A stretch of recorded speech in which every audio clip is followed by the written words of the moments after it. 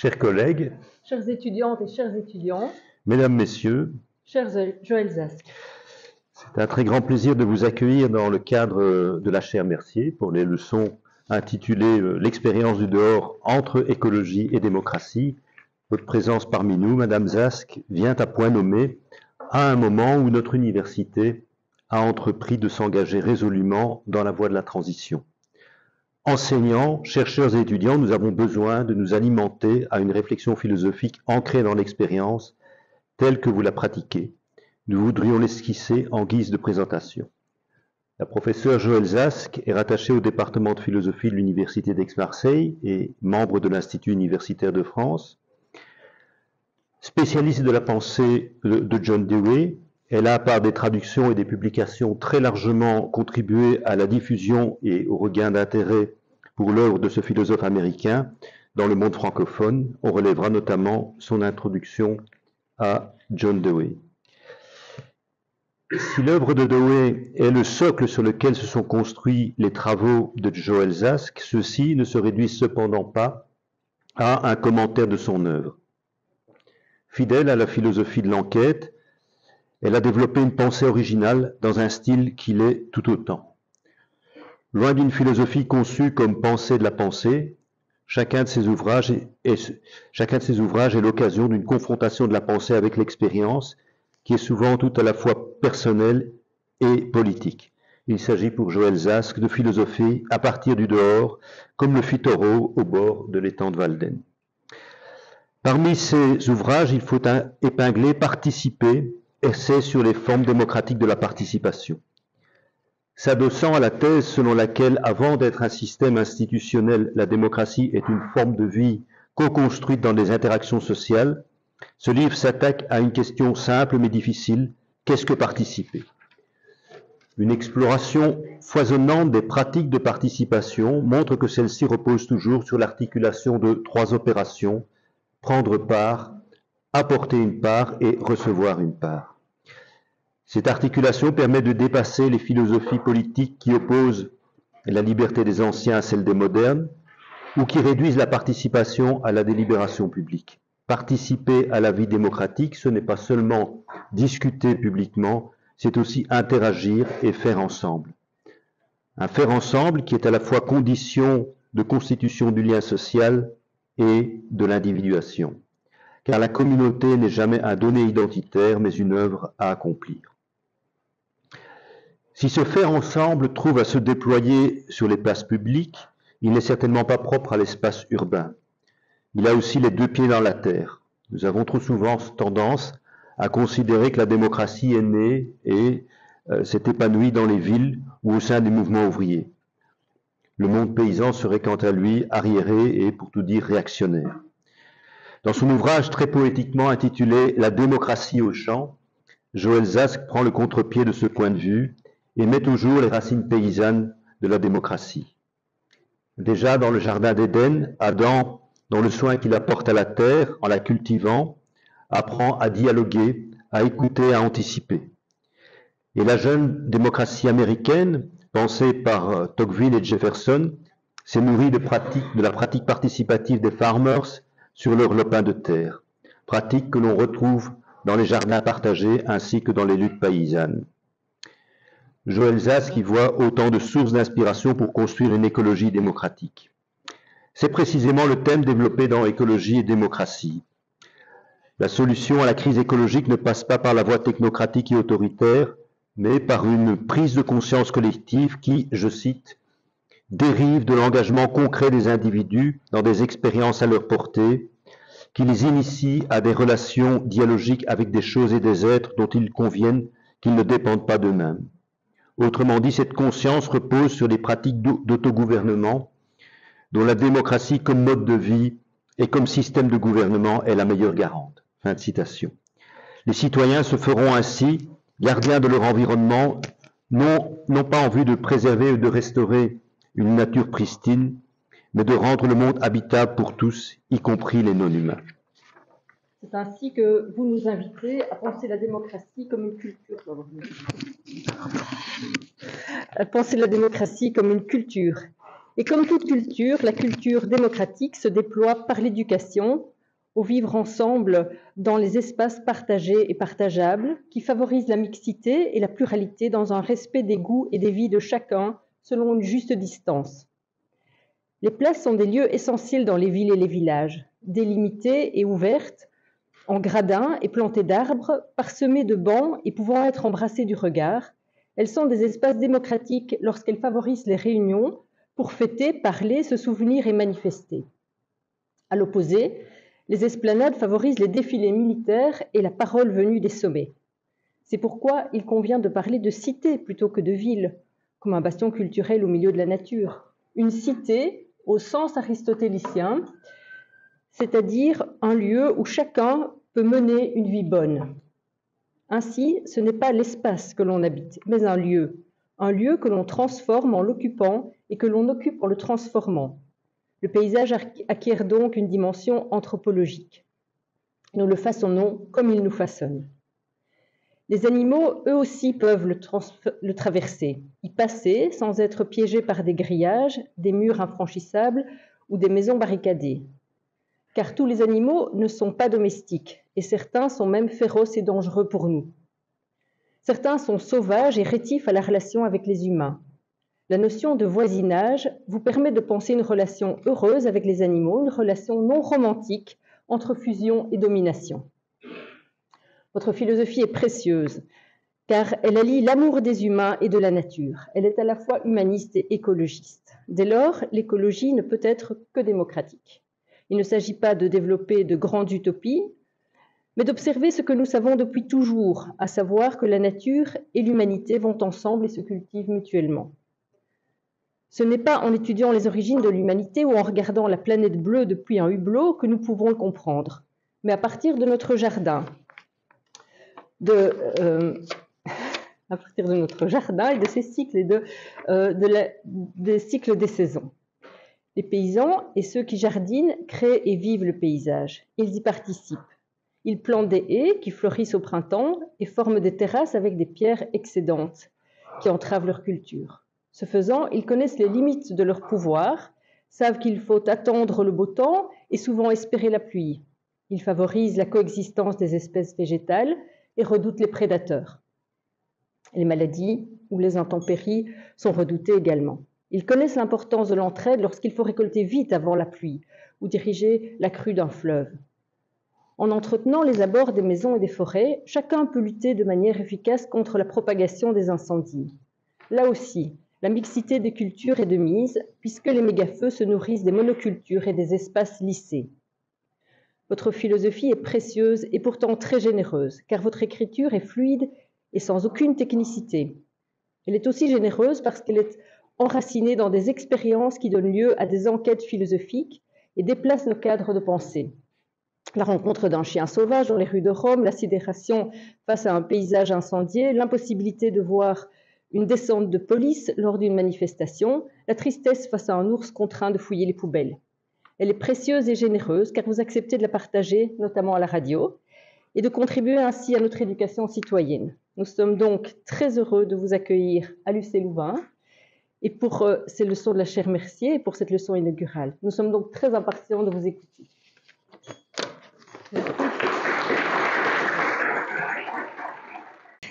Bonsoir à toutes et à tous. Je vous remercie beaucoup de cette invitation, surtout à commencer par Nathalie Fogneux et Hervé Pourtois. Cette invitation pour cette chaire Mercier qui m'honore. Merci à tous ceux qui contribuent à cette invitation et à tous les étudiants qui vont devoir me supporter pendant une bonne dizaine d'heures. Voilà, donc j'ai choisi de parler de la question du dehors. Le dehors est une notion un petit peu, inattendue parce qu'elle passe souvent inaperçue. Je l'ai développée dans un objectif de philosophie politique, comme je l'ai indiqué, ou plus exactement d'approfondissement des théories de la démocratie, dont vous avez très justement rappelé qu'elle m'intéresse d'un point de vue culturel, du point de vue de ce qu'elle forme ou qu'elle sous-tend d'une forme de vie, plus que d'un point de vue institutionnel, légal ou juridique. Mais voilà, donc je me suis penchée sur cette notion que j'ai rencontrée en anglais, puisque j'ai souvent l'occasion de lire des textes en anglais, sous des formes variées. Nous rencontrons les expressions outdoor, bien sûr, out of doors, qui est un peu plus vieux, plus ancien, the outdoors, une expression aussi qui est assez fréquente dans les textes que je vais vous présenter, et qui n'a pas véritablement d'équivalent en français. Le plus proche, ce serait dehors ou à l'extérieur, mais ça ne va pas très bien. En français, on va dire par exemple dans la nature, par opposition à la ville. Il y a la nature, il y a la ville, le mode de vie naturel et le mode de vie urbain. Mais là, ça ne colle pas non plus. Ne colle pas non plus, par exemple, en plein air, parce qu'en plein air s'oppose à être entre quatre murs ou sous un toit. Or, on peut très bien être dehors dans une maison si elle est conçue de manière à aménager, j'y insisterai ensuite, des passages en réalité. Alors, on a aussi l'expression publique. Et d'ailleurs, quand j'ai travaillé sur la question de l'art public, dont je présenterai des aspects sous la forme d'une leçon plus tard, mon point de départ a été justement d'interroger la confusion entre art public et art dehors. Pourquoi dit-on que, sous-entendons-on que l'art public est dehors, alors qu'il y a évidemment de l'art public qui est dedans et de l'art privé qui est dehors. Et donc c'est cette confusion qui est une source d'interrogation très intéressante, c'est très heuristique parce que ça permet de débusquer toutes sortes de préjugés et finalement une idéologie attenante à, je dirais très rapidement, une priorité accordée à la démocratie représentative sur la démocratie participative. Voilà, donc en ce qui concerne outdoor, the out of doors, etc., il ne s'agit pas de concept, et là je voudrais insister un tout petit peu là-dessus, mais il s'agit d'une notion parfaitement ordinaire. Et quand je dis ordinaire, c'est d'une part parce que c'est une locution qui est utilisée très très banalement dans toutes les conversations, quel qu'en soit le niveau de sophistication, mais aussi parce que c'est une notion qui va accompagner des expériences, des modes de faire, des pratiques tout à fait ordinaires, telles que la cuisine, par exemple, outdoor cooking. Voilà, qu'est-ce que ça veut dire de cuisiner dehors par rapport à de cuisiner dans une cuisine fermée. Et c'est intéressant d'ailleurs sur une anthropologie du pique-nique parce que il n'y a pas un pays où on ne pratique pas le pique-nique. Et le pique-nique aussi, d'ailleurs, revêt des formes extrêmement variées. C'est très intéressant.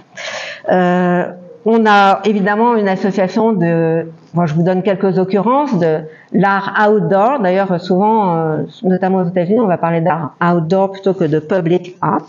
Vous avez aussi les outdoor gear, outdoor education, des loisirs qui sont outdoor, des sports outdoor, etc., etc. Et donc, c'est un qualificatif qui va insister justement sur la dimension aérée d'un certain nombre de pratiques qui se trouvent être tissées dans le détail ou dans le rythme de l'existence ordinaire de chacun d'entre nous, plus ou moins. Donc ordinaire, ici je le prends vraiment au sens à la fois précis et un peu spécialisé, au sens en particulier qui lui vient, tel qu'il a pu être identifié par Sandra Laugier à travers Wittgenstein et choses de ce genre. Ordinaire, donc par opposition bien sûr à technique, par opposition aussi à hors du commun, par opposition à élitiste, par opposition à non démocratique, par opposition à tout ce qui nous incline finalement à séparer, disons, l'expérience du commun ou l'expérience commune d'une expérience extra-commune qui serait celle d'un expert ou d'un spécialiste.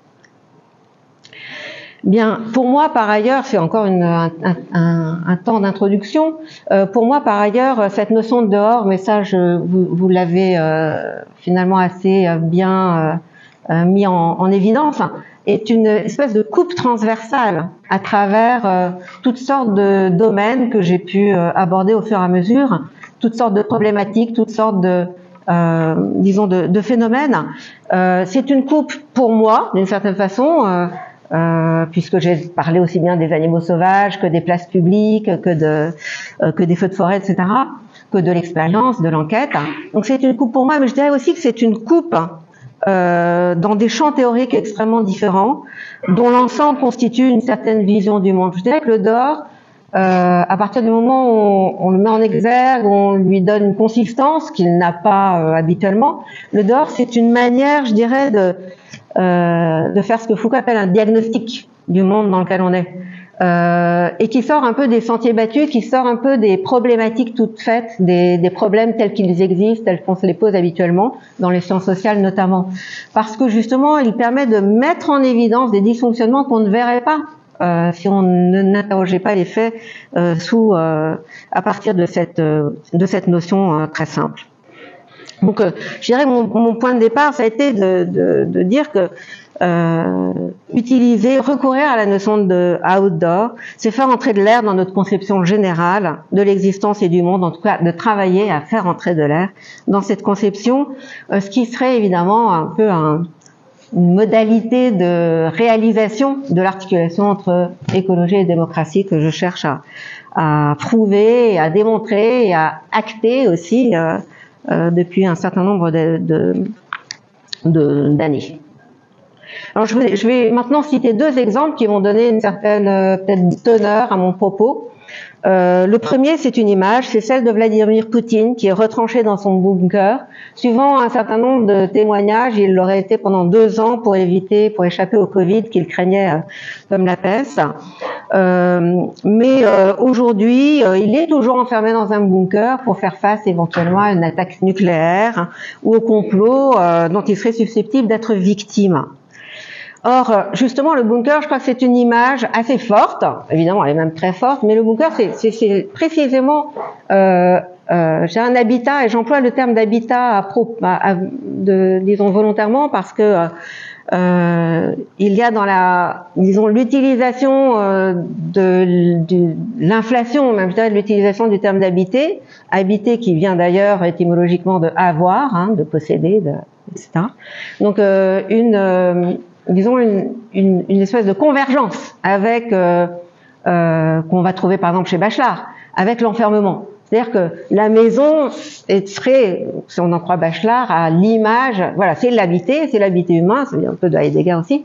Donc elle serait à l'image finalement de la psyché humaine, c'est-à-dire en fait quelque chose un ensemble de vecteurs, de dispositifs qui se complètent mutuellement sans autre nécessité que celle d'entrer en interaction les unes avec les autres, de monter, de descendre, le grenier, etc. Un peu comme la tripartition de l'âme de Platon. Bien, donc par ailleurs, je profite de cette image du bunker pour dire que précisément, si l'écologie consiste à porter un regard sur le monde, à l'interroger, à agir en conséquence afin de le préserver et aussi de prendre soin de nos relations futures avec le monde extérieur. Alors évidemment, le bunker est une image qui fait parfaitement saisir qu'aucune politique du bunker, aucune politique totalitaire, aucune politique qui serait celle d'un individu ou d'un gouvernement qui serait toute fenêtre close en quelque sorte ne pourrait être écologique. Alors de fait, c'est un argument très fort pour, il me semble, discréditer un très grand nombre de discours qu'on peut entendre aujourd'hui et qui militent, enfin je le cite maintenant parce que je n'en parlerai plus ensuite, mais qui militent en faveur de mesures autoritaires pour accélérer le tournant écologique qu'il serait très urgent de prendre, pensant que les masses, quant à elles, sont trop ignorantes, versatiles, chaotiques, égoïstes, pour pouvoir prendre effectivement ce tournant. Alors voilà déjà un premier exemple, il y en a un deuxième qui m'a frappé également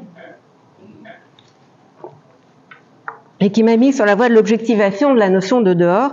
Il s'agit d'un article d'un sociologue de l'éducation américain qui, il y a une trentaine d'années, avait pour objet les jeux enfantins dans le parc d'une résidence privée. Et quand il y retourne une vingtaine d'années plus tard, il constate que tous les enfants ont disparu, le parc est vide. Il n'y a plus d'enfants qui jouent dehors.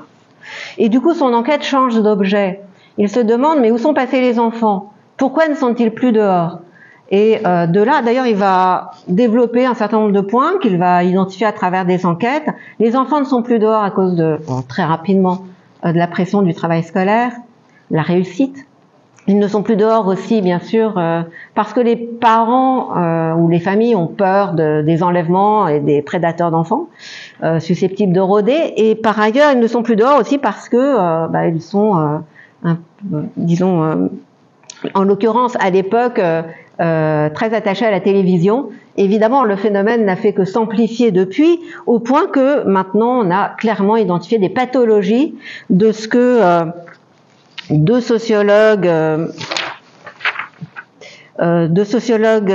géographes néerlandais, Lia Karsten et Willem van Vliet, excusez-moi de l'accent, ont en 2006 identifié comme indoor children. Vous avez des indoor children. C'est une pathologie, bon évidemment, enfin c'est identifié maintenant comme une pathologie, si bien que aujourd'hui sont nés existent toutes sortes de programmes destinés à pousser les enfants dehors, emmener les enfants dehors, prendre les enfants dehors, take a child outside, etc. Donc des incitations très très fortes. Donc il est facile maintenant de pointer une espèce de contraste. D'un côté, je dirais, il y a une évidence à sortir des lieux clos où nous nous trouvons. C'est une expérience à la portée de tous. Mais de l'autre, le fait est que nous nous heurtons continuellement, aussi bien psychologiquement que physiquement, à des en-dedans sans au-dehors, à des dedans privés du dehors. Les occasions de se sentir contraints, enfermés, coincés, prisonniers sont si nombreuses qu'à certains égards, il semble que le mal principal de notre société ou de notre civilisation serait de générer, de légitimer des mondes sans dehors. Et cela, d'ailleurs, peut nous sauter aux yeux, que nous considérions le rapport, par exemple, à l'alimentation, au pouvoir, aux écrans, la toile. Qu'est-ce que c'est qu'une toile? Par exemple, même là, voilà, par définition, une toile est quelque chose dans quoi on est pris. Les réseaux, la valorisation de la notion de réseau, qui me semble un peu contre-productive si on se place du point de vue de la possibilité même d'une expérience du dehors. Bien sûr, notre environnement. Et j'en veux pour preuve l'expérience de l'étouffement. L'expérience de l'étouffement, qui est un peu, disons, une expérience assez décisive, qui peut se décliner de diverses façons. L'étouffement face à la pollution des villes, l'étouffement face à la fumée des feux de forêt, dont on ne parle d'ailleurs, on a commencé à parler que dans la mesure où les fumées qu'ils généraient ont asphyxié les habitants des villes, le Covid qui nous étouffe, les pressions sociales, l'éco-anxiété, un terme plus récent, puisque nous nous sentons étouffés sur Terre, d'une certaine façon, enfermés. La solastalgie même, qui a une notion un peu différente de Glenn Albrecht, la solastalgie étant justement ce sentiment d'être si privé des paysages habituels dans lesquels nous avons nos ramifications en quelque sorte, et parfois nos raisons de vivre, que nous sommes ramenés finalement à une très petite sphère qui est celle de notre individualité coupée de dehors. Et donc la solastalgie produit, ça a été décrit, un sentiment d'étouffer, un sentiment de manquer d'air.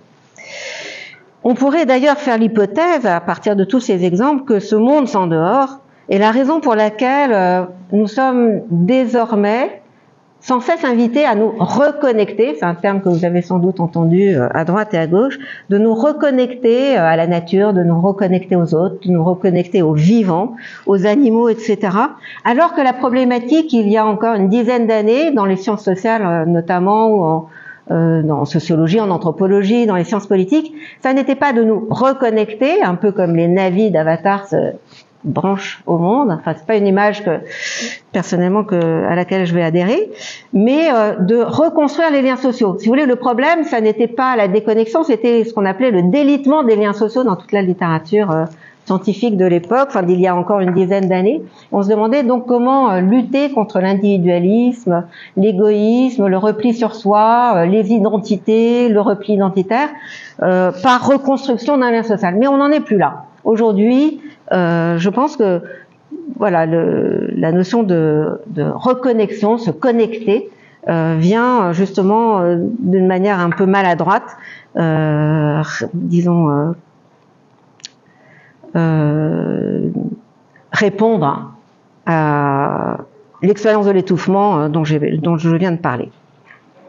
Bien que ces expériences, en tout cas, d'un dedans sans dehors, soient très nombreuses, je voudrais dire quand même que par contraste, il existe une espèce de cécité à l'égard de l'absence de dehors que génère ou sur lequel sont fondés un grand nombre de nos institutions, de nos habitudes, de nos croyances, de nos manières même de considérer le sujet humain, espèce de réalité atome ou atomisée, mue par son seul libre arbitre. Et une cécité d'ailleurs qui peut atteindre une telle proportion que nous perdons jusqu'au désir de sortir et jusqu'à la possibilité ou au savoir d'identifier ce qui nous étouffe finalement.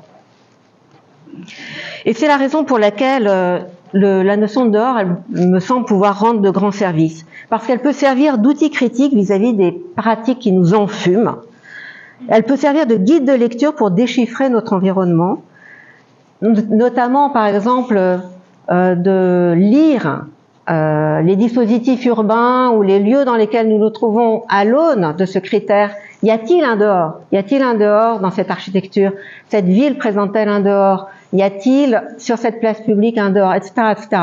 Comment justement interpréter ou avoir cette espèce d'acuité perceptive qui nous permettrait d'analyser nos environnements bâtis ou naturels en fonction de ce critère. Également, je pense que cette notion de dehors pourrait nous servir aussi de guide pratique pour savoir comment prendre l'air. Alors, si je reviens sur le mot outdoor, il a l'avantage de contenir le mot porte, door, évidemment, ce qui indique une caractéristique précieuse, à savoir qu'il n'y a de dedans, ce que j'ai suggéré jusque-là, que relativement à un dehors, et réciproquement, le dehors et réciproquement, pardon. Autrement dit, le dehors et le dedans ne sont pas séparés par une frontière fixe, par une limite, par une cloison étanche, par un mur, parce que à partir du moment où il y a cloison, mur, muraille, forteresse, etc., il n'y a que des dedans. Si vous voulez, la ligne de démarcation sépare des intérieurs sans extérieur. Mais ce qui associe le dedans et le dehors, c'est le seuil. C'est le seuil, autrement dit, ce qui est en question ici, c'est la possibilité même du passage, de passer par exemple d'un type d'activité à un autre, d'une forme de vie à un autre, d'une croyance à une autre, mais sans rupture ni discontinuité. C'est la possibilité par exemple de la migration humaine ou animale, qui suppose toujours des allers-retours. Les migrations des baleines se font dans une espèce de continuité où des criquets ou d'un certain nombre d'oiseaux, d'ailleurs de centaines d'espèces d'oiseaux, beaucoup d'êtres migrent sur la Terre, mais ce qui suppose qu'on a des activités différentes en des lieux différents et qu'il faut passer, ce qu'on appelle d'ailleurs un corridor en écologie, qu'il faut passer d'un lieu à l'autre. Le lieu étant une niche, en fait, c'est ainsi que les choses sont faites, y compris dans la nature. Et cette idée de migration, donc des allers-retours entre des lieux dans lesquels d'évoluer à des activités ou à des phases de vie différentes, peuvent évoquer un propos de Emerson auquel je suis très attachée, qui, au sujet d'un poète qu'il appréciait beaucoup, William Wordsworth, dit ceci. Alors, je cite, « Quand un voyageur, dit-il, demande à la servante de Wordsworth de le mener au cabinet de travail de son maître, celle-ci lui répond, « Voici sa bibliothèque, mais son bureau est dehors, son bureau est out of doors. » Il se trouve que cette citation, en fait, de Emerson est citée à son tour par Thoreau, qui, quant à lui, philosophait en explorant la nature environnante, dans laquelle il va procéder, ou il procédait à un certain nombre de collectes, qu'il se soit d'ailleurs agi de collectes de végétaux, des restes animaux ou des collectes de pensées, qu'il ramenait ensuite vers son cabinet de travail pour les étudier tranquillement, à l'abri de toute diversion, en compagnie des livres de sa bibliothèque et dans le silence de sa maison provisoirement refermée sur elle-même. D'une manière générale, je dirais qu'il faut apprécier la portée écologique de la relation très souple du outdoor et du indoor, parce qu'en effet, cette notion de passage me semble très convaincante pour penser les relations entre le vivre ensemble comme écosystème, c'est-à-dire un vivre ensemble qui inclut l'environnement qui se trouve être le site des interactions humaines. Environnement qui n'est donc pas considéré comme un simple décor de nos relations ou comme un simple stock de ressources ou doté d'une portée utilitaire pour alimenter en quelque sorte ces relations, mais comme un acteur qui est doté d'une puissance d'agir en propre.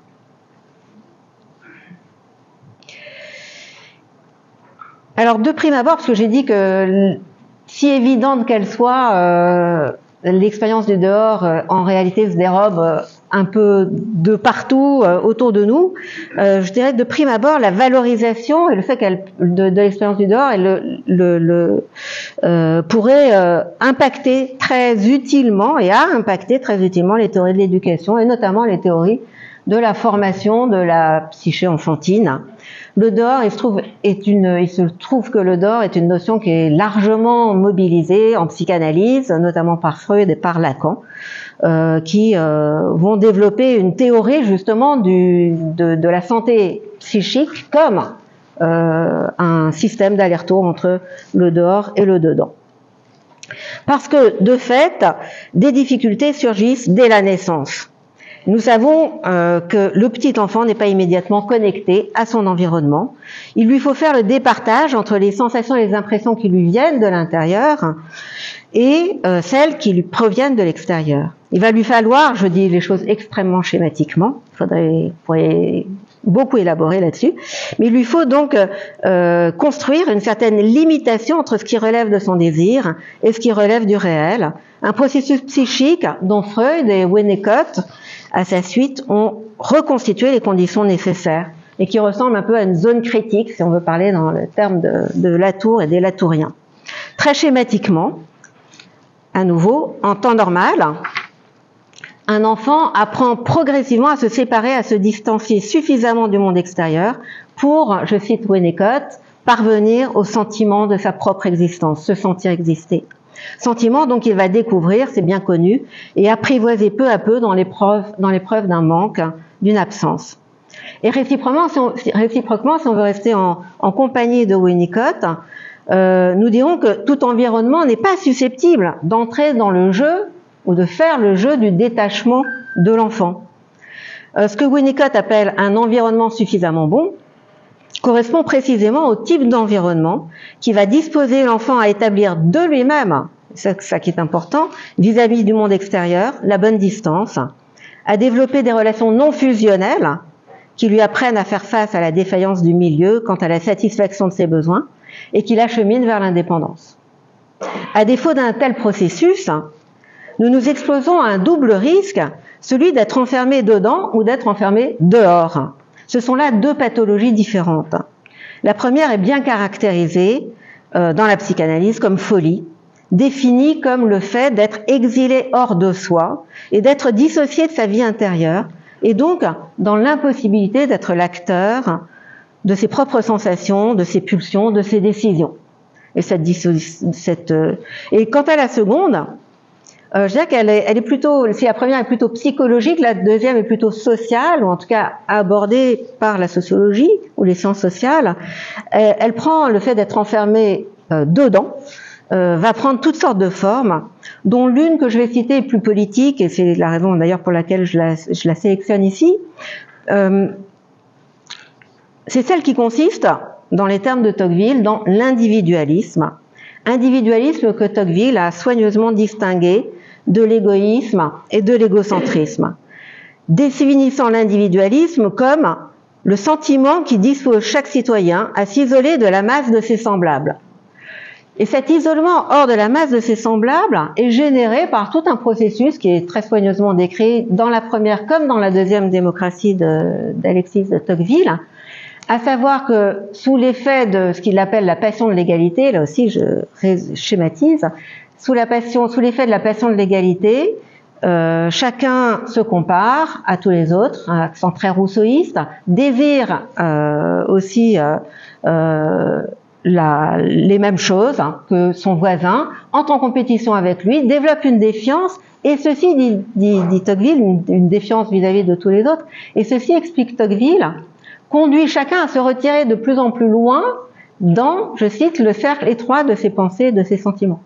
C'est-à-dire que la défiance engendre une cessation en quelque sorte de la conversation ordinaire, de l'échange de pensées, de la confrontation aux arguments d'autrui, de la rencontre, donc de ce vaste dehors ou outdoor qui permettrait de mettre à l'épreuve ses propres idées et de les enrichir.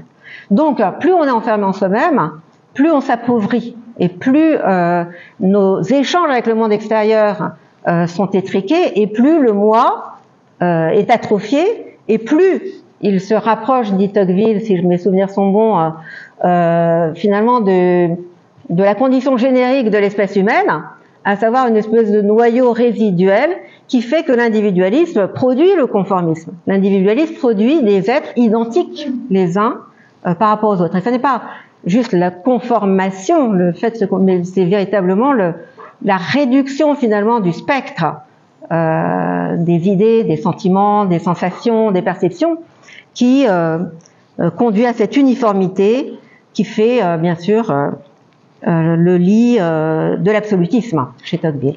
Donc en fait, bon, je n'insiste pas, mais on voit chez Tocqueville comment finalement disons les forces contraires à la démocratie profitent de ce processus d'isolement et d'appauvrissement du sujet humain.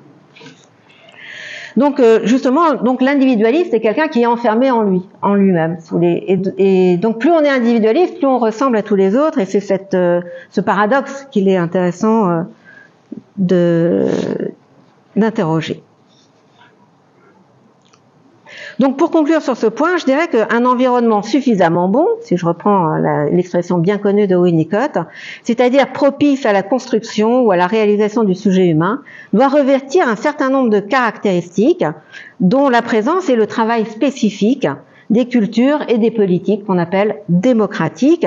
Je précise que c'est ainsi que j'ai défini la démocratie ici et là, à savoir comme une forme de gouvernement, comme un ensemble de lois et aussi comme un ensemble d'habitudes dont la finalité est la distribution des ressources d'individuation dans une société donnée, ces ressources pouvant varier bien sûr d'une culture à l'autre. Et donc on pourrait dire que la démocratie, disons si on accepte cette idée, elle est à l'organisation de l'environnement spécifiquement humain, ce que l'écologie est à l'arrangement des choses naturelles. Ce qui faisait dire d'ailleurs à John Dewey, même s'il n'était pas du tout écologiste ni écologue, les questions qu'il se posait dans les années 1920-1930 étaient relativement différentes. Mais cela dit, il y a cette phrase qui est dans Le public et ses problèmes, un texte de 1927, cette phrase qui dit la démocratie n'est pas une alternative parmi d'autres, c'est le seul mode de vie possible. Et je dirais qu'il en va de même de l'écologie. Enfin, il y a une relation de complémentarité entre l'intégrité d'un écosystème et l'intégrité des modes de vie démocratiques qui se répondent l'un l'autre ou qui sont les deux aspects en quelque sorte d'une même réalité, en tout cas dans l'idéal. Donc maintenant, si on veut se placer non plus sur le plan de l'individu et de cet risque d'enfermement en soi ou de rétrécissement de son individualité à un monde sans dehors, et passer donc à la question de l'environnement lui-même, je dirais que il faudrait y voir, disons, les situations qui sont à la fois à la portée des individus ou des vivants, sans pour autant qu'elles se réduisent à leurs besoins et leurs intérêts. Et pour parler de cet environnement irréductible à ce que les individus ou les vivants en font, et pourtant sous-tendant, entrant dans le détail de leurs activités en les rendant possibles, je vais m'arrêter un petit moment à la notion d'expérience qui nous ramène au pragmatisme dont il a été question tout à l'heure. Et en effet, dans la tradition pragmatiste américaine, tradition pragmatiste dont les représentants les pères fondateurs, si on peut dire, sont Peirce, William James et John Dewey. Dans cette tradition pragmatiste américaine, l'expérience est un concept clé qui permet de corréler le processus de l'individuation humaine et la création d'environnements adaptés à l'individuation de tous et de toutes, à quoi on pourrait d'ailleurs ajouter l'individuation des animaux, ce qui pourrait être intéressant, là je ne vais pas avoir le temps de le développer, mais ce qui pourrait être intéressant en particulier, d'une part pour penser à un environnement multi-espèces, comme pourrait l'être la ville, mais d'autre part aussi pour peut-être en finir avec l'idée que disons que les animaux sont des exemplaires duplicables les uns par rapport aux autres. En réalité, le processus, c'est quelque chose qui est beaucoup étudié aujourd'hui. Il y a un processus d'individuation, même chez des fourmis ou des abeilles. Vous avez des abeilles qui se tournent les pouces, des fourmis qui ne font pas le job auquel elles sont destinées par la fourmilière, des drosophiles qui se toilettent chacune à sa façon et choses de ce genre. Donc, même si il n'est pas question évidemment de plaquer ce qui est spécifiquement humain sur le monde animal ou réciproquement, et il peut être intéressant d'admettre la question de l'individuation dans le monde animal ou chez les animaux, on va les mettre au pluriel comme Aristote le faisait. Bien, donc en quelques mots, l'expérience, c'est ce qui forme le centre de gravité de la philosophie de John Dewey. En particulier, c'est un terme qu'on va rencontrer dans un grand nombre de titres ou de problématiques de ses ouvrages, qui sont extrêmement nombreux. Il y a expérience et nature, l'éducation comme expérience, la démocratie expérimentale, l'expérience comme méthode de la démocratie, l'art et l'expérience et choses de ce genre. Donc voilà, l'expérience est un terme qui revient tout le temps. Il lui donne un sens très précis, mais, soit dit en passant, sans jamais être parvenu à dissiper un grand nombre de malentendus et d'incompréhensions, d'ailleurs, qui sévissent jusqu'à aujourd'hui. Par expérience, il entend le point de rencontre entre le sujet de l'expérience et son objet, ce qui veut dire qu'il y a expérience lorsque les activités d'un individu modifient leur environnement de telle manière que l'individu réalise quelque chose de son individualité ou quelque chose de ce qu'il a en propre, en quelque sorte, et que son activité produise des conséquences favorables à la durabilité de cet environnement, l'un conditionnant l'autre. Au plan écologique, nous pourrions dire qu'un individu ne peut accomplir son cycle de vie que relativement à un environnement qui à la fois entre dans ses activités et qu'il transforme dans une certaine mesure, qu'il s'agisse bien sûr de son habitat, ses aliments, ses congénères, les autres espèces, et ainsi de suite. Donc l'expérience, ainsi comprise, n'est pas un simple ressenti comme c'est le cas dans la philosophie empiriste sensualiste. Le fait que des objets frappent nos sens, que des événements nous impactent, que nous soyons affectés par telle ou telle activité d'autrui, ne fait pas de nous le sujet d'une expérience. Ça n'est qu'une première phase. Chez Dewey, ce qu'il explique, c'est qu'une expérience complète, elle consiste dans le fait de connecter une situation qui nous affecte à un cours d'action tel qu'il nous permette de poursuivre notre existence ou de réparer son continuum si celui-ci a été perturbé. Donc il ne s'agit pas de retourner au point de départ, on ne parle pas de ressourcement ici, mais bien de poursuivre sa route d'une certaine façon, comme le disait Peirce, de laisser la voie de l'enquête ouverte, sachant que, si je me situe dans le champ de la connaissance, mais on pourrait dire la même chose d'un voyage dans la forêt, sachant que, comme Peirce l'a bien montré, finalement, un mode essentiel de validation de l'expérience scientifique, c'est d'ouvrir sur d'autres expériences. Une expérience qui bloque la possibilité d'autres expériences n'est pas une expérience. Donc selon cette hypothèse, il y a un développement corrélatif entre expérimentation d'un individu au cours du temps et le développement de son individualité, ce qui nous amène évidemment à une conception d'un sujet qui, faute d'être doté d'un dehors, ne réalisera pas ce qu'il a en propre, souffrira, régressera, mourra, etc., etc., tout terme qu'on trouve dans la philosophie de Dewey, sachant que évidemment c'est cet horizon-là sur lequel se risque cette toile de fond sur laquelle se détache finalement le sens normatif que j'ai donné jusqu'ici à Outdoor et le sens également normatif que John Dewey va donner au mot expérience. Donc l'expérience, si vous voulez, ça n'est pas quelque chose qu'on a, mais quelque chose qu'on fait. C'est un doing, comme dit Dewey. La chose expérienciée ne se surajoute pas au sujet ou à l'individu, comme le feraient des attributs par rapport à un substrat permanent, mais elle est ce par l'intermédiaire de quoi cet individu va acquérir ses qualités principales, dont l'ensemble formeront sa personnalité, ou encore son caractère, un terme qui est largement utilisé dans la littérature américaine favorable au outdoor. C'est-à-dire le caractère étant façonné par l'exposition à un dehors, notamment la pluie, le vent, on n'y reviendra. Par exemple, la musicienne n'est pas une personne plus la musique, mais quelqu'un qui a formé son individualité, ses techniques du corps, c'est une expression de Marcel Mauss, ou même ses capacités cérébrales à travers sa pratique de la musique. En lien avec le darwinisme, John Dewey recourt quant à lui au terme d'interaction pour désigner ce va-et-vient idéalement permanent entre l'intérieur et l'extérieur, entre une individualité éprouvée par le monde et les réponses qu'elle apporte à cette épreuve, dans la mesure, bien sûr, où cette dernière n'est ni tout à fait écrasante, ni si subtile et insensible qu'elle ne pourrait franchir le seuil de sa conscience, d'où la nécessité d'enquêter, ni si dérangeante par rapport aux habitudes qu'elle en viendra à être niée, le négationnisme étant quand même aussi l'une des figures d'un monde sans dehors. À l'opposé d'un individu individualiste, la personnalité expérimentatrice, ou sujet d'expérience, passe continuellement du dedans au dehors et réciproquement, de la perception à l'idée, de l'imprévu à l'habitude, des situations déséquilibrantes à des situations provisoirement unifiées.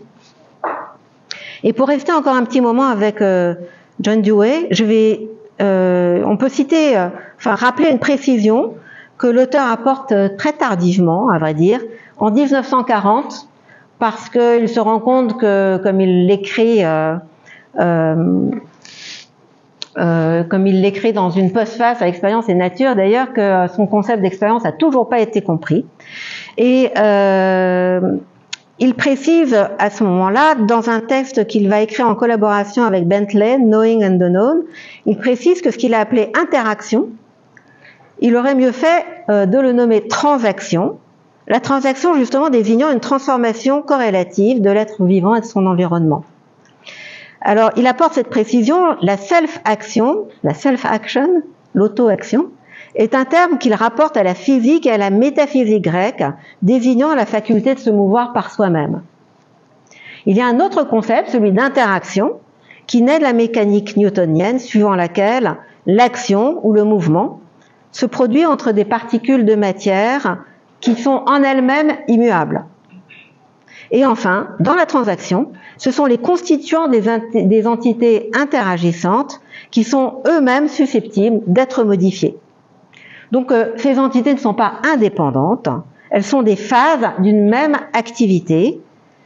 Et c'est Gérard Deledal qui a écrit un très beau texte qui s'appelle « L'idée d'expérience dans la philosophie de John Dewey », dont il avait fait sa thèse dans les années 60, qui est vraiment un précurseur de l'introduction de John Dewey dans la culture française, écrit ceci, c'est une citation que je trouve très très importante.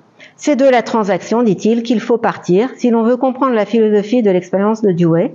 La transaction est une situation en devenir continu, qualitativement unifiée, dans laquelle on distingue un environnement et un individu et son environnement.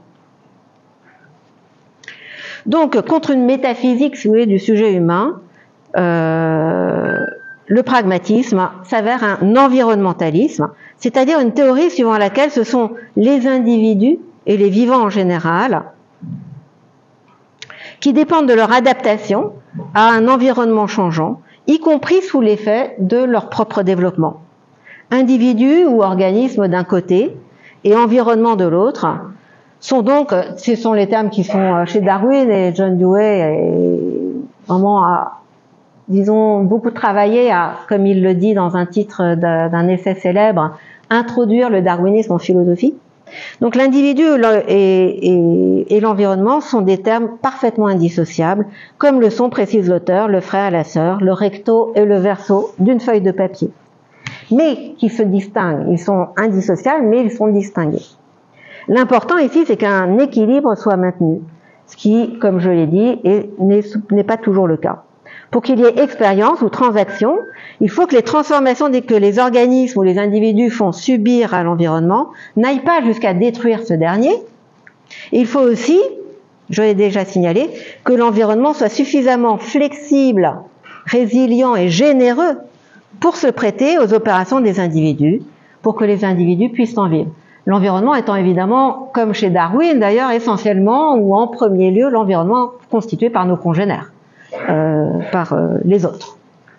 Autrement dit, du point de vue normatif, la situation la plus équilibrée est celle dans laquelle l'individu reste irréductible aux conditions que lui impose son environnement et que l'environnement lui-même reste dans une certaine mesure indépendant des activités des individus qui en ont fait le site de leur existence. Le fait est cependant, j'y reviens, que nous allons d'espace en dehors en espace en dehors. Afin de les transformer, il nous faut les identifier, ce à quoi je vais essayer de, enfin, ce à quoi je vais m'exercer un petit peu ici. Et une manière d'identifier un espace en dehors, c'est déjà de le distinguer d'un espace fermé. Vous avez des espaces en plein air qui peuvent être des espaces en dehors. Je pense en particulier à une immense place comme celle de Tiananmen, qui avait été conçue par Mao Tse-tung pour accueillir plus d'1 million de personnes, et qui est un espace sans dehors, bien qu'il soit très largement ouvert. On pourrait dire d'ailleurs sans doute des choses, faire des descriptions un peu similaires des places gigantesques que vous trouverez en Corée du Nord. Tahrir aussi est très largement ouverte sur l'un de ses côtés, ce qui en fait une espèce de béance. Et c'est la béance même, l'immensité et la béance qui supprime toute altérité, qui supprime toute possibilité finalement de se sentir en relation avec un dehors lorsqu'on se trouve dans des lieux de ce genre.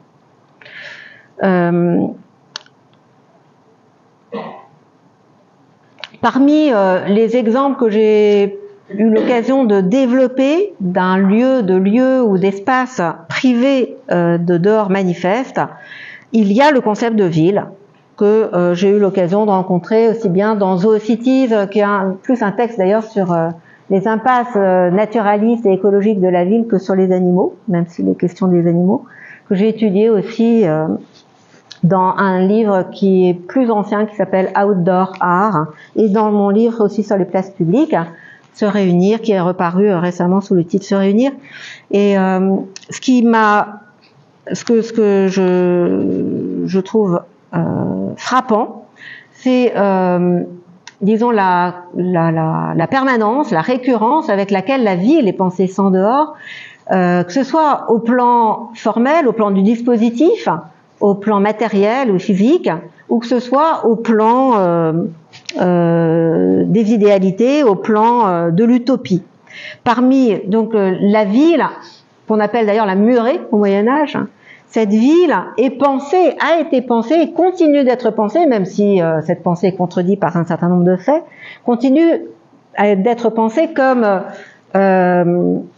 comment dire, séparée de la nature, séparée d'un monde extérieur qui est vécu comme menaçant, comme primitif, comme sauvage, comme dangereux, comme non humain et choses de ce genre.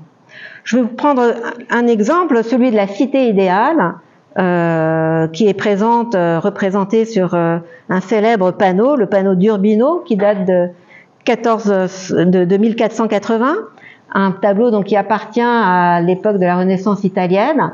Et cette cité idéale est en fait pourrait nous sembler d'un point de vue écologique comme un véritable enfer. Il s'agit de la représentation d'une ville entièrement minérale, d'un univers dépourvu de toute vie, parfaitement symétrique, géométrisé, et finalement, comme l'a montré Camille Ossite à propos des villes qui vont peu à peu, à commencer par l'Agora d'Athènes, d'ailleurs sous l'effet des travaux d'Hippodamos de Millet, ces villes qui vont peu à peu se géométriser, qui vont peu à peu adopter un plan parfois en damier, parfois circulaire, parfois giratoire, etc. Donc en fait ces villes sont destinées justement à créer un environnement qui serait autosuffisant, un peu comme la cité des oiseaux dont se moque Aristophane, flotte dans les airs, indépendamment de toute autre réalité, en déconnexion par rapport à la Terre, un peu comme la tour de Babel, un exemple qui me semble aussi assez lumineux, dans la mesure justement où la tour de Babel est qui serait au temps biblique ce que le transhumanisme serait à notre époque. Cette tour de Babel, donc qui s'élève vers le ciel, qui est un projet susceptible de fédérer la totalité des individus qui constituent le peuple la construisant, puisque cette tour est possible dans la mesure où il n'y a qu'un seul peuple, qu'une seule langue, qu'une seule visée, qu'une seule opinion, qu'un seul projet, en quelque sorte. Donc finalement, la tour de Babel représente, on l'a vu aussi dans la cour de l'université, donc la tour de Babel, elle représente justement un monde sans dehors. Et elle est une des peut-être la première ville ou l'archétype de la ville sans dehors qui s'est imposée un peu partout.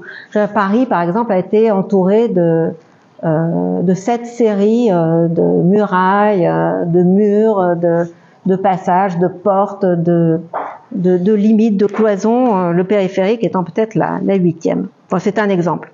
On peut penser à Jéricho, une ville entourée de murailles qu'on a retrouvées, ce sont d'ailleurs les restes archéologiques les plus probants, des murailles qui avaient une épaisseur de 8,5 mètres, donc c'est tout à fait considérable.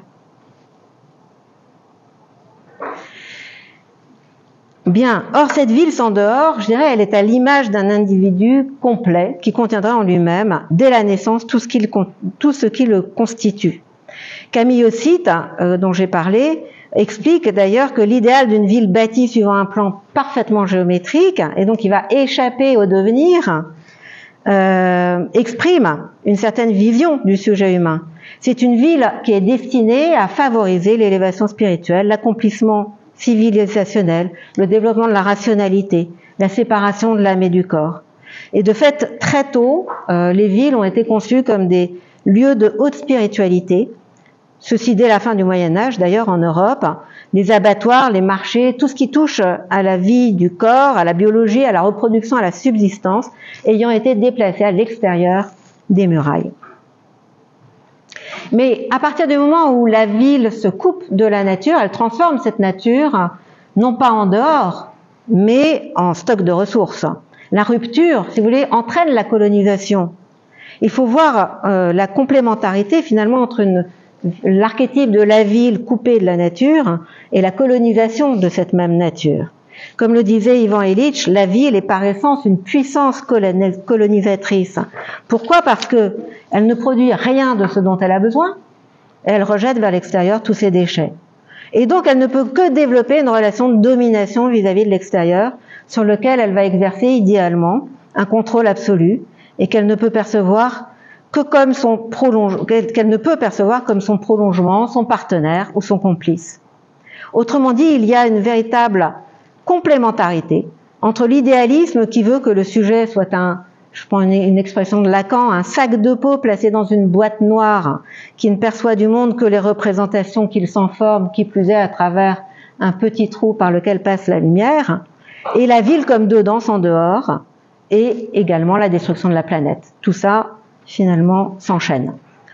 Pour terminer, je voudrais mentionner le fait que cette relation presque causale, finalement, ou un peu circulaire entre le contrôle de l'espace et la conception métaphysique d'un sujet humain désincarné, a été identifiée il y a bien longtemps, notamment au XVIIIe siècle, et que la réponse qui a été apportée a été la démocratie conçue comme self-government, comme autogouvernement. Et c'est en effet, en particulier aux États-Unis, que va se développer l'idée que l'autogouvernement et les libertés fondamentales qui sont nécessaires à la dignité humaine se réalisent d'autant mieux que les individus sont exposés ou s'exposent à un milieu naturel qui est suffisamment vaste et puissant pour résister à leurs activités et même pour les contraindre à sortir du vieux monde, de leur certitude et de l'absolutisme, qui est la version politique de la certitude. Turner, le célèbre historien de la frontière, parlera quant à lui de l'influence transformatrice des grands espaces. Et donc l'Amérique comme terre d'opportunité, la frontière, la wilderness, le sauvage, voilà ce qui pourrait limiter de manière un peu pédagogique et provisoire les rapports de dépendance et de compétition entre les gens. Donc tenir tête à la violence humaine et disposer chacun à réaliser son individualité en se dirigeant sans un maître, en faisant des expériences à la première personne,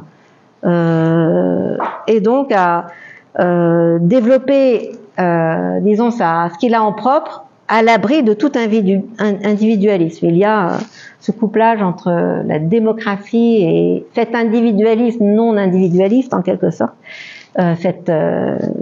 Je pense à un texte de John Dewey qui s'appelle l'ancien individualisme et le nouveau, donc ce qui est un peu au cœur de cette vision des choses. Mais ce qui me semble intéressant, c'est qu'on peut transposer cette vision de la frontière ou de la wilderness à quelque échelle que ce soit. On pourrait la transposer à la salle dans laquelle nous sommes, où est le dedans, où est le dehors. On pourrait le transposer aussi à la localité. Ça, c'est la conviction de Jefferson, 3e président des États-Unis. C'est-à-dire comment former localement un espace de vie constitué d'un dehors et d'un dedans. Thoreau est bien connu pour les textes qu'il a écrits sur la wilderness, etc. Mais il est à Concorde, il fait des petits tours dans un petit bois qui se trouve non loin d'une maison. Et c'est justement dans ces bois de Concorde qu'il va découvrir le monde sauvage, qu'il va découvrir l'irréductibilité finalement de la nature, à ce qu'il en connaît, à ce qu'il en sait, à ce qu'il peut en comprendre et à ses usages. Et donc, c'est cette exploration peut-être parfois microscopique de la nature, comme ça peut être le cas dans les sciences, qui contribue aussi à la réalisation de soi, qui contribue aussi à la démocratie entendue, encore une fois, comme autogouvernement, comme manière de développer des cours d'activité destinés à répondre aux difficultés ou aux questions que nous nous posons et que nous découvrons au fur et à mesure que nous développons nos expériences. Et donc, pour revenir à Jefferson, eh bien sa wilderness, c'est le lopin de terre. Hein. C'est vraiment le petit lopin. Il a pensé la ferme comme une petite république. Et c'est intéressant de le suivre dans cette voie. Si, dit-il, le paysan est le citoyen le plus vertueux, c'est parce qu'il développe une relation dialogique avec la terre qu'il cultive et avec laquelle il va former une communauté qui sera quant à elle constituée d'êtres extrêmement différents les uns des autres. À l'époque, Jefferson s'oppose à l'école physiocratique française, à des auteurs comme De Quincey ou comme De Pont-de-Nemours, Turgot, etc., qui eux ne considèrent la culture de la terre, c'est-à-dire l'agriculture, que sous un angle économique. Au contraire, Jefferson la voit comme la source, je cite, des vertus et des caractéristiques humaines les plus en accord avec l'autogouvernement démocratique. C'est une citation de Jefferson. Il n'y aurait pas de citoyenneté sans indépendance alimentaire, ou en tout cas dans une certaine indépendance alimentaire, pas de liberté sans moyens matériels, et la liberté dont il est question ici, c'est bien ce doing, cette liberté d'agir, et non ce libre arbitre, qui est le propre des conceptions contractualistes de l'État. Pas de citoyenneté donc sans participation politique, sans prise en compte des besoins de chacun, pas de développement de soi sans le sens de l'entreprise indépendante. Et l'autogouvernement est chez Jefferson la pierre angulaire du régime que Tocqueville appellera la démocratie libérale, mais qui à l'époque s'appelle le système américain de gouvernement. Donc ce paysan indépendant, qu'aujourd'hui on pourrait extrapoler à bien d'autres figures sociales, est l'exacte antithèse du latifundiste ou du planteur. Et de même que l'agriculture subsistance n'a aucune commune mesure avec les productions destinées à l'enrichissement des nations, à savoir le coton et le tabac à l'époque, dont on sait, je cite Steinbeck, qu'ils volent la terre et lui sucent le sang. On le sait dès la fin du XVIIIe siècle. Et donc, comme je disais, donc c'est complètement différent. On est dans un autre monde à la fois mental et matériel. Voilà. Donc, évidemment, il y aurait à développer ici l'antagonisme, la polarisation absolue entre ce ce que Annette Singh a appelé la plantation et le lopin. Le lopin. D'ailleurs, soit dit en passant, la distribution a été la première mesure que Jefferson a souhaité voir adoptée par le gouvernement fédéral qu'il appelait de ses vœux.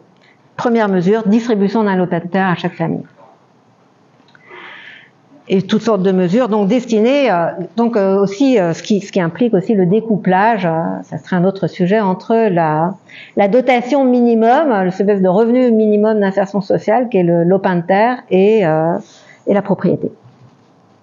En conclusion, on peut se demander quels seraient aujourd'hui les gestes ou les termes équivalents à cette conception à la fois environnementale et démocratique qui malheureusement n'a pas réussi à s'imposer ni aux États-Unis ni ailleurs.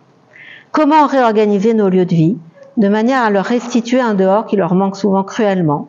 Comment réorganiser l'hôpital, la salle de classe, l'espace de travail, la gare, le magasin, la ville, afin qu'ils nous offrent les conditions dont nous puissions faire usage et non qu'ils nous imposent des déterminations? Et réciproquement, comment faire pour nous rendre attentifs à notre environnement afin que nous le considérions, que nous en prenions soin, que nous le réparions à l'occasion et que nous le considérions comme un partenaire de nos interactions? Je vous remercie.